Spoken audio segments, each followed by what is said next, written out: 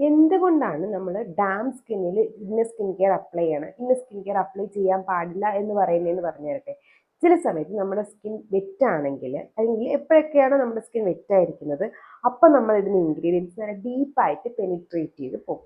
ആ ഒരു പെനിട്രേഷൻ്റെ അളവ് കുറയ്ക്കാൻ വേണ്ടിയിട്ടാണ് നമ്മൾ retinol, glycolic acid, salicylic acid, vitamin C പോലെയുള്ള ഇൻഗ്രീഡിയൻസ് അധികം ഡാമ്പ് അല്ലാത്ത സ്കിന്നിൽ അപ്ലൈ ചെയ്യാനും നമുക്ക് കുറച്ച് നല്ല രീതിയിൽ സ്കിൻ ഇറിറ്റേഷൻസ് ഒന്നും തരാത്ത ഇൻഗ്രീഡിയൻ്റ് ആണ് acid, tranexamic acid, azelaic acid, kojic acid പോലെയുള്ള ഇൻഗ്രീഡിയൻസ് നമുക്ക് ഡാം സ്കിന്നിൽ അപ്ലൈ ചെയ്യാമെന്നും പറയുന്നത്.